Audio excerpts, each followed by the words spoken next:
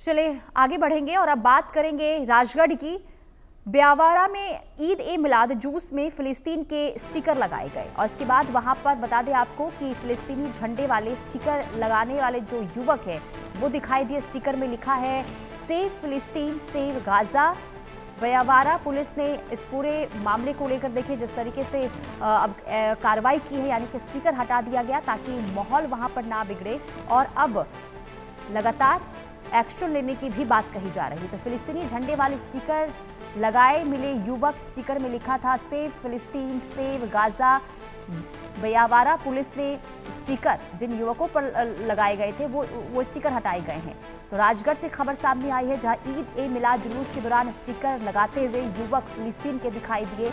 Sticker में लिखा था सेव फिलिस्तीन सेव गाजा और भारी संख्या में जो कल हैं ये लोग सड़कों पर उतरते हुए नजर आए थे। सीसीटीवी से स्टिकर लगाने वालों की भी अब कहीं ना कहीं देखिए जो पहचान है वो भी हो रही है। तो फिलिस्तीन झंडे वाले स्टिकर लगाते दिखे युवक और पुलिस ने उन स्टिकर को हटवा भी दिया ताकि किसी भी तरीके से माहौल वहां पर खराब ना हो।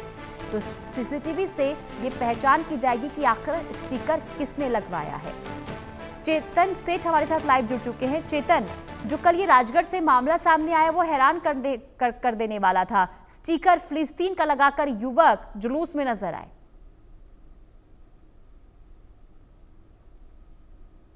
चेतन की आवाज मिल रही है आपको?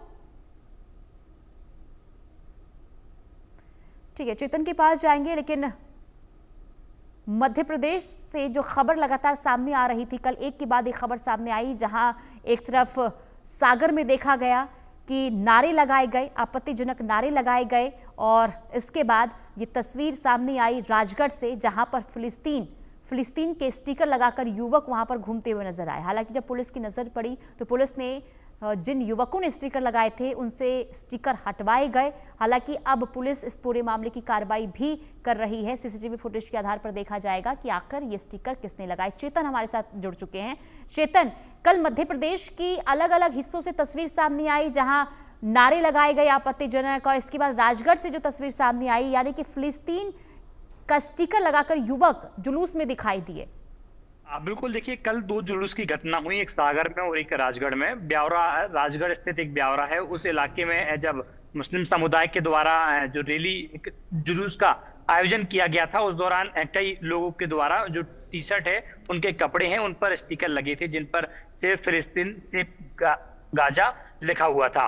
हालांकि पुलिस को जब इस पूरे मामले की जानकारी मिली, हालांकि पुलिस सुरक्षा के तौर पर पहले से ही तैनात थी क्योंकि जुलूस कई ऐसे संवेदनशील इलाके से निकल रहा था जहां पर हिंदू मुस्लिम विवाद आए दिन होते रहते हैं। क्योंकि राजगढ़ और सागर दोनों ऐसे पॉइंट हैं कि जहां पर जब जिस दौरान जुलूस निकल रहा था सर तन से जुदा के नारे सागर में लगाए गए, लेकिन जब सागर के बाद पुलिस पूरी तरीके से मध्य प्रदेश में अलर्ट हो गई थी जहां पर मुस्लिम समुदाय के द्वारा जुलूस का आयोजन किया गया था वहां पर सुरक्षा बढ़ा दी गई थी। क्योंकि जब ब्यावरा में स्थित एक घटना हुई जहां पर तमाम लोगों को जब पुलिस को जानकारी मिली कि कई लोगों के कपड़ों पर अलग अलग प्रकार के झंडे लगे जिनमें कुछ चीजें लिखी हुई हैं वो समझ में नहीं आ रहा, अंग्रेजी में चूंकि चीजें लिखी हुई हैं। यही वजह थी कि जब पुलिस पहुंची और पुलिस ने वहां पर स्टिकर देखे तो स्टिकर में लिखा हुआ था सेव फिलिस्तीन सेव गाजा। जब उनके स्टिकर हटाए गए, स्टिकर हटाने के साथ साथ आसपास जो सीसीटीवी फुटेज लगे हैं उनके आधार पर पुलिस अब जांच कर रही है कि कौन वो लोग थे जिनने इस तरह की जो है स्टिकर लगाए हैं।